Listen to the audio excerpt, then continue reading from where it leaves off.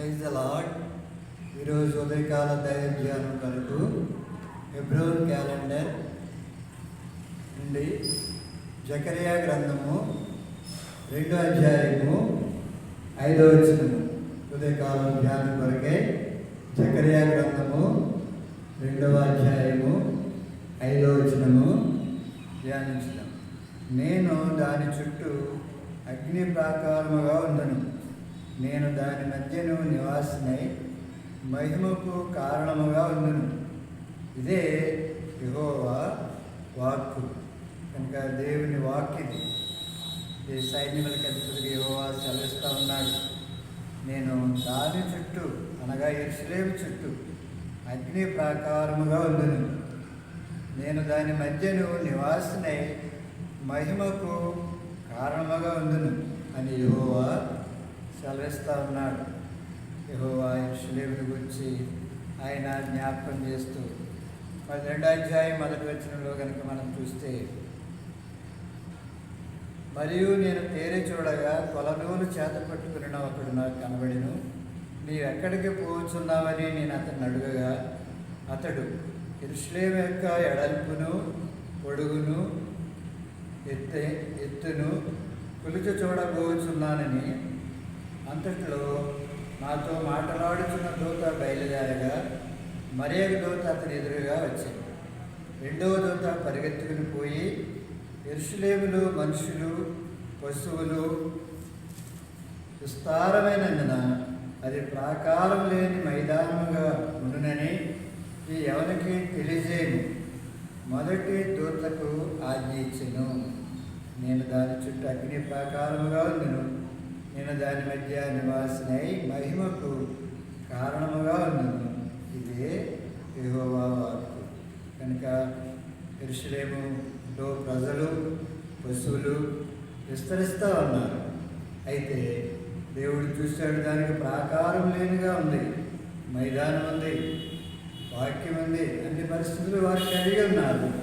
అయితే దానికి ప్రాకారం లేదు. కనుక దాని చుట్టూ నేను అగ్ని ప్రాకారం నిర్మిస్తాను, దాన్ని కాపుదల చేస్తానని దేవుడు జకరియాకు జ్ఞాపకం చేస్తూ ఉన్నాడు. కనుక అది పట్టణమైనా ఇల్లైనా ప్రాకారం లేకపోతే వచ్చే నష్టం ఏమిటంటే, ప్రాకారం లేకపోతే దానిలోనికి జంతువులు, విషపురుగులు, మరి సాతాను, దుష్టుడు, శత్రువు అందరూ ప్రవేశించి ఆ నష్టం చేస్తూ ఉంటారు.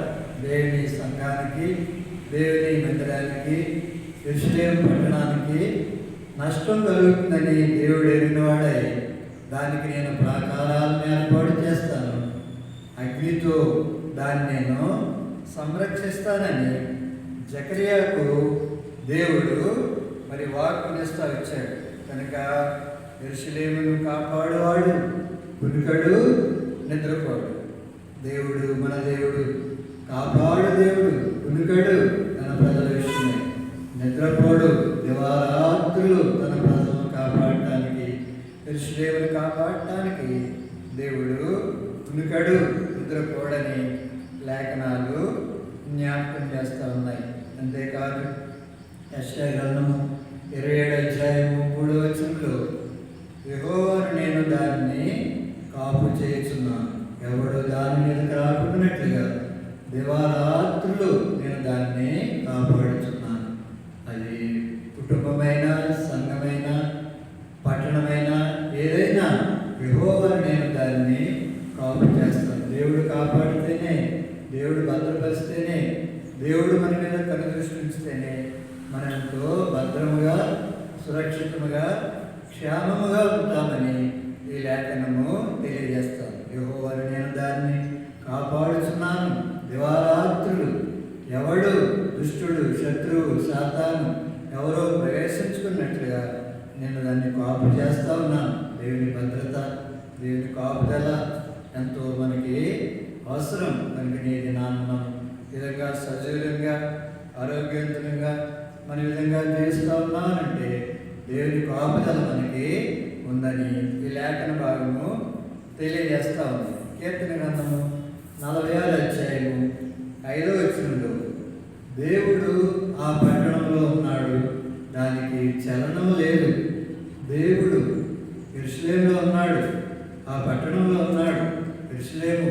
మహారాజు యొక్క పట్టణము. ఆ పట్టణంలో దేవుడు ఉన్నాడు కనుక దానికి చలనం లేదు.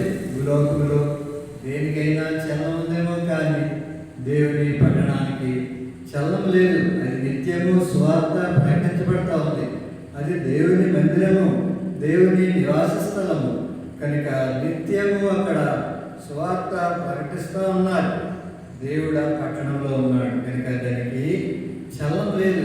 ఎందుకంటే అరుడోలైన ఏడుగునే దానికి సహాయం చేస్తూ ఉన్నాడు. పట్టణమైనా, కుటుంబమైన, సంఘమైన, ఏదైనా దేవుడు అరుణోదయని వారికి సహాయం చేస్తూ ఉన్నాడు. దావిదంతుని కొండల తట్టు కొనలెత్తుచున్నాను, సహాయము ఎక్కడి నుండి వచ్చును? యెహోవా వల్లనే సహాయము. ఎవరి వల్ల మనకు సహాయం కలుగుతుందంటే ఎవరి వల్ల సహాయం లేదు. యెహోవా వల్లనే సహాయము. భూమి ఆకాశము కలిగేసిన దేవుడి వల్ల మనకు సహాయము కలుగుతున్నదని మరి భక్తుడు దావీదు జ్ఞాపకం చేస్తూ ఉన్నాడు. కనుక దేవుడు యెరూషలేము చుట్టూ కంచె ఇచ్చాడు, యెరూషలేము చుట్టూ ప్రాకారాలు ఇచ్చాడు, యెరూషలేము చుట్టూ అగ్ని ఉంది కనుక ఎంతో భద్రంగా ఉంది. కనుక ఒకవేళ దేవుడు మరి ఆ కంచెను తీసివేస్తే యోబు చుట్టూ, కుటుంబం చుట్టూ, తన ఆస్తి చుట్టూ దేవుడు కంచె వేశాడు. దుష్టుడు రాకుండా, సాతానుడు రాకుండా, ప్రవేశించకుండా కుటుంబంలో వారి చుట్టూ ఆయన కంచె వేసినట్లుగా మనం చూస్తూ ఉన్నాం. ఒకవేళ ఆ కంచె కనుక లేకపోతే వచ్చే నష్టం ఏమిటంటే కీర్తన గ్రంథము 89 అధ్యాయము 40 వచ్చింది. కీర్తన గ్రంథము 89 అధ్యాయము 40 వచ్చింది. కనుక దేవునికి విరోధంగా మాట వినకుండా ఆయనకు వ్యతిరేకంగా మనం ఉంటే దేవుడు ఏం చేస్తాడంటే అతని కంచెలన్నీ నువ్వు తెగబట్టి ఉన్నావు, దేవుడు కంచె తీసివేస్తాడట. మనం దేవునికి భయభక్తులు కలిగి లేకుండా ఉంటే, ఆయన మాట వినకుండా ఉంటే, మన ఇష్టానుసారంగా జీవిస్తే, పరిశుద్ధంగా ఉండకపోతే ఆయన అతని కంచెలన్నీ, అతని చుట్టూ ఉన్న కంచె అంతా కూడా తీసివేసి అతని కోటలను పాడు చేయను. అది యెరూషలేమేమి, కుటుంబం ఏదైనప్పటికీ వారి భయభక్తులు కలగకుండా వారి ఇష్టానుసారంగా కనుక జీవిస్తే వారి చుట్టూ ఉన్న కంచెలన్నీ కూడా నేను తీసివేస్తాను, తెగగొట్టుతాను, కోటలన్నీ పాడు చేస్తాను. కనుక దేవుని మనం భయభక్తులు కలిగి జీవిస్తూ ఉంటే దేవుడు మనకున్నాడు. మన చుట్టూ కంచె ఉంది, యోబు చుట్టూ కంచె ఉంది కనుకనే తన కుటుంబము ఎంత భద్రంగా, సురక్షితంగా వారు నివసిస్తూ వచ్చారని లేఖన భాగాలు తెలియజేస్తూ ఉన్నాయి. కనుక యెషయా గ్రంథము 45 అధ్యాయము 2వ వచనం, నీకు ముందుగా పోవచ్చు, మెట్టగా ఉన్న స్థలాలని సరళము చేయదు. దేవుడు మన ముందుగా ఉన్నాడు. ఇశ్రాయేలుకు ముందుగా వెనుకటి భాగంలో సైన్యాన్ని ఆయన కాపు చేస్తూ ఉన్నాడు. నీకు ముందుగా పోవచ్చు, మెట్టగా, గుట్టగా, పర్వతాలు ఉన్న స్థలాలు, అడ్డుగా ఉన్న పరిస్థితులను అన్నిటిని నేను సరళము చేసేదను. సరళము మార్గాలని సరళం చేసుకుని దేవుడు రేఖాల సమయంలో జ్ఞాపకం చేస్తూ ఉన్నాడు. అంతేకాదు మరి ద్వితీయోపదేశ కాండంలో మనం జ్ఞాపకం చేసుకుంటే పక్షిరాజు తన పిల్లలకు కాపాడటానికి, నడప నేర్పడానికి, ఆహారం పెట్టడానికి ఎత్తైన స్థలంలోనికి తీసుకుని వెళ్ళి అవి నడవలేవు, ఎగరలేవు, విడిచిపెట్టి మరలా పడిపోయే సమయంలో అవి పక్షిరాజు క్రింద భాగానికంటూ వచ్చి తన రెక్కలను చాచి పిల్లలను తన రెక్కల మీద ఆనించుకుని భద్రపరుస్తూ ఉంటుంది. పడనివ్వదు, ఆహారం పెడుతుంది, ఎగరటం నేర్పుతుంది, పడనివ్వదు. కనుక పక్షిరాజు తన పిల్లలను ఆ విధంగా చూస్తూ ఉంటుంది, నేర్పిస్తూ ఉంటుంది, భద్రపరుస్తూ ఉంటుంది. అదే మరి యెషయా గ్రంథము 31 అధ్యాయము 4వ వచనం కనుక మనం జ్ఞాపకం చేసుకుంటే యెషయా గ్రంథము 31 అధ్యాయము 4వ వచనం, పక్షులు ఎగురుచు తమ పిల్లలను కాపాడునట్లు సైన్యములకు అధిపతి యెహోవా యెరూషలేమును కాపాడును. యెరూషలేము అంటే ఆయనకి ఇష్టం.